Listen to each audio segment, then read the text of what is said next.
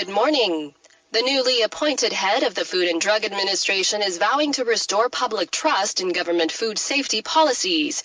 Speaking to reporters yesterday, Yen Kang says many food safety problems have existed for a long time, but he is confident his office will rebuild what he calls food order and public faith in food safety in the shortest time possible.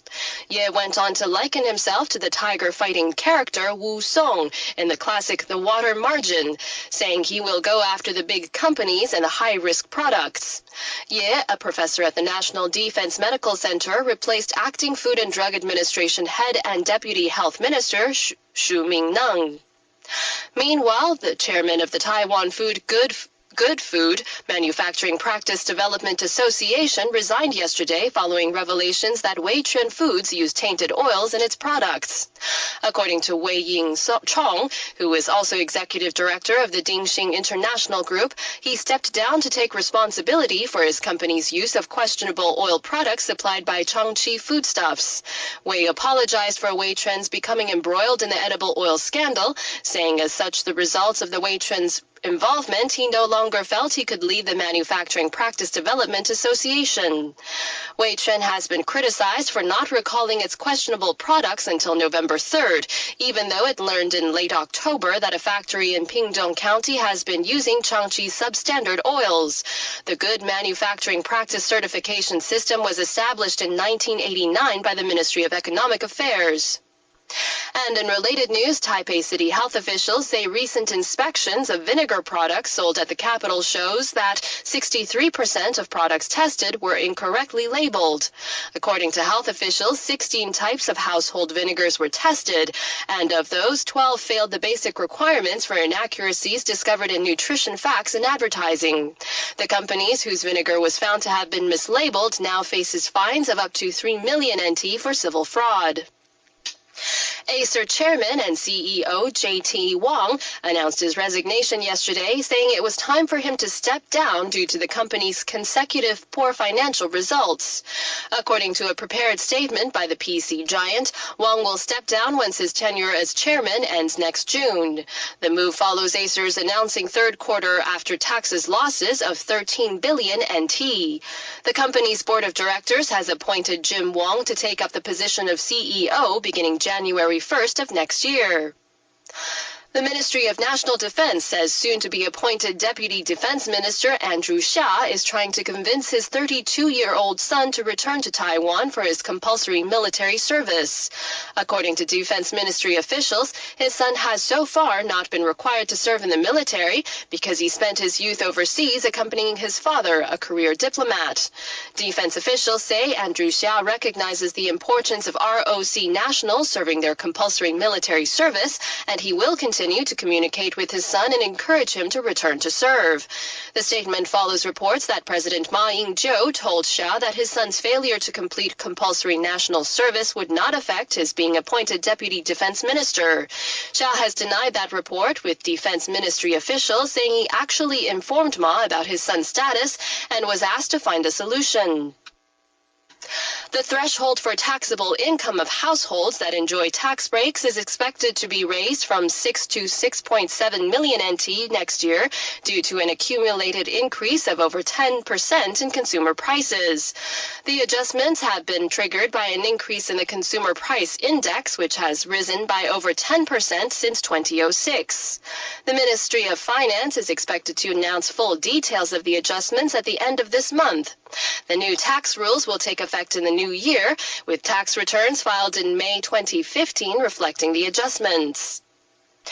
President Ma Ying-jeou yesterday expressed his thanks to the Pacific Island nation of Tuvalu for its donation of $210,000 in the wake of a devastating typhoon in 2009. Speaking at a meeting with Tuvalu's Prime Minister in Taipei, Ma says Tuvalu's donation amounted to 1% of its economic output and was surprised when he learned of the country's generosity. Tuvalu donated the funds after Typhoon Morakot caused the heaviest flooding in Taiwan in 50 years. The Ministry of Transport says construction work on a new dock and improvements to a runway on Taiping Island in the South China Sea will begin next year. According to the ministry, the new dock will be able to accommodate larger frigates and help with the government mission to protect fishermen operating in surrounding waters.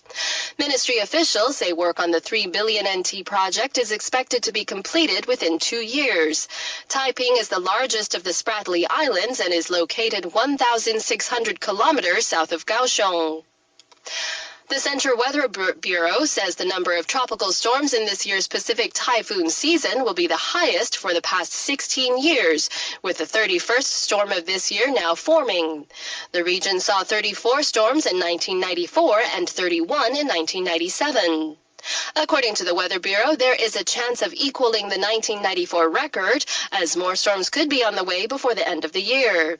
5 storms have struck Taiwan this year, compared with 3 in 2012 and 1 in 2011. And finally, visiting British royal portrait painter Andrew Festing says it can be a challenge to do good portraits and sketches of prominent figures. Speaking yesterday in Taipei before presenting President Ma Ying-jeou with a portrait, Festing says artists risk public criticism whenever they are painting a well-known figure like the Queen or Ma. Festing added jokingly that he was not very satisfied with his portrait of Ma because it was based on a photograph. He was invited to Taipei by the Ministry of Foreign Affairs on a 6-day visit the government says is aimed at boosting art exchanges between Taiwan and the United Kingdom. Festings says more than 750 portraits, including numerous members of Britain's royal family. And now looking at the weather across Taiwan, according to the Central Weather Bureau, we can expect partly cloudy skies and occasional rain across much of the north with a high of 27 in Taipei, and partly clear skies in the center and south with a high of 29 in Taichung and a high of 30 in the Kaohsiung area. Current temperatures now, Taipei 23, Taichung 23, and Kaohsiung 25. In international news, the head of the team in charge of overseeing the destruction of chemical weapons in Syria says they have made good progress. But it comes as the UN Special Envoy to Syria, Lakhdar Brahimi, confirmed the long-anticipated peace conference has been further delayed. Nick Harper reports from the United Nations headquarters in New York. The head of the joint mission from the United Nations and the Organization for the Prohibition of Chemical Weapons, Sigrid Kaag, said the Syrian government had been cooperating, but there was still much to be done. A number of member states note the need to keep up the momentum because it's important. It's a very important mission. The mission has already met the start of November deadline to destroy all facilities capable of producing chemical weapons. Now comes the task of destroying the weapons themselves. By November the 15th, they hope to have a plan for how to achieve that by the middle of 2014.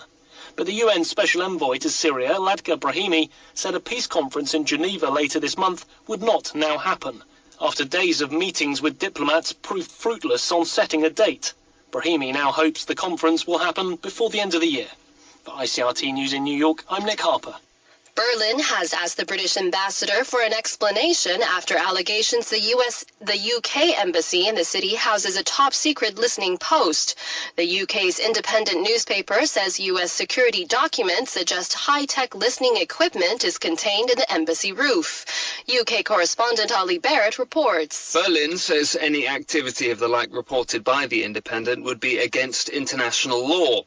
The British ambassador's presence was requested by Germany's foreign minister for a response to the claims, but the UK says it will not give any public comment on the allegations in line with its policy on discussing security operations.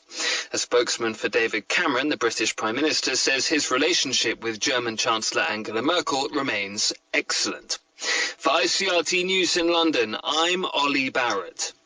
U.S. Secretary of State John Kerry headed to Israel and the Palestinian territories yesterday, hoping to aid struggling peace talks. 3 months after the U.S. brokered talks were launched, there have been no visible signs of progress.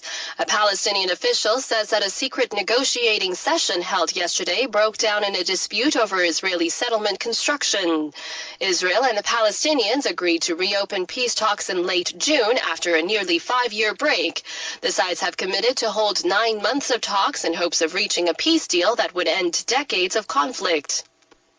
The head of the UN's Atomic Agency is considering an invitation to visit Tehran. Iranian state television says International Atomic Energy Agency Director General Yukiya Amano was expected in Tehran on November 12th, but the IAEA said only that an invitation was being considered.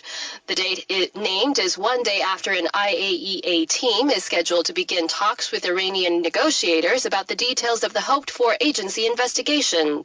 It would also follow closely on next week's round of talks about Iran's nuclear program in Geneva between Iran and 6 world powers. Tehran denies either wanting or working on atomic weapons. Officials are meeting in Luxembourg to resume negotiations for Turkey's entry into the European Union. European correspondent Raquel Pimentel reports. After 3 years of frozen talks over Turkey's accession to the European Union, officials have officially opened so-called Chapter 22 to the process which allows Turkey access to EU regional development funds. Turkey first applied for full membership in 1987, what was then the European Economic Community. Accession talks began in 2005 but have not had much progress. Turkey has long faced resistance from Germany and France, who've been critical of Turkey's slow progress in democratic reforms, in addition to Greece and Cyprus's objections to Turkish control of northern Cyprus. Political tensions increased this year when Prime Minister Recep Erdogan's staff publicly declared Europe to be in a state of terminal decline in response to EU criticism of the Turkish government's crackdown on protests last May. Erdogan expects membership by 2023, but has implied if that does not happen, Turkey may give up the bid altogether. For ICRT News in Brussels, I'm Raquel Pimentel. President Goodluck Jonathan says Nigeria will not withdraw from the International Criminal Court, but it wants reforms, including the deferment of cases against sitting heads of state. A statement says Jonathan gave the assurances to ICC President San Hyung-song yesterday in Nigeria's capital. The 53-state African Union has asked the ICC to postpone for a year the trial of Kenya's President Uhuru Kenyatta following the deadly terrorist attack in Nairobi in September. They argue that his leadership is needed to ensure stability. Kenyatta is accused of crimes against humanity and violence that killed more than 1,000 people following 2007 elections. The M23 rebel group says it has ended hostilities in Eastern Democratic Republic of Congo. A DRC spokesman says the last remaining M23 rebels have fled across the border or surrendered and claims their weapons have been destroyed. Isabel Nakiria reports from Kampala, where a peace deal could now be signed in days. The decision to lay down arms by the M23 rebels comes shortly after heads of state of the Great Lakes region issued a final call for an end to hostilities. M23 spokesperson Lawrence Kanyuka says they are giving a peace settlement a chance to solve the conflict. In a statement signed by chairman of the M23 movement Bertrand Bisimwa, the group says it's in full agreement with the Congolese government. The two sides had earlier disagreed on an amnesty for top commanders of the M23 and integration. A recommendation of the heads of state summit in South Africa indicated that a peace agreement could be signed in 5 days if the rebels declared an end to the rebellion. For ICRT News in Kampala, I'm Isabel Nakiria. In Canada, following months of denials, Toronto's mayor has admitted he has smoked crack cocaine. Nick Harper reports from New York. After repeatedly denying accusations of smoking crack cocaine, this was Mayor Rob Ford's stunning admission. Yes, I have smoked crack cocaine. Speaking to reporters outside Toronto City Hall, he said it was not a regular habit. Do I? Am I an addict? No. When have I tried it? Probably in one of my drunken stupors, probably approximately about a year ago. Ford has rejected calls for his resignation after a video showing him allegedly smoking crack was obtained by police last week, 6 months after initial reports of the tape's existence. He said after Tuesday's admission that he made mistakes and now wanted to move on. For ICRT News in New York, I'm Nick Harper. A court in Bangladesh has sentenced at least 152 soldiers to death over the bloody border guard mutiny in 2009. More than 150 others, mostly border guards, were given life sentences. Most of the 800 soldiers who packed the civilian court had already been jailed over the mutiny, but had not been tried for murder, torture, and other charges. The 30-hour revolt began over pay and other grievances and spread from Dhaka to bases around the country. It left 74 people dead, 57 of them officers.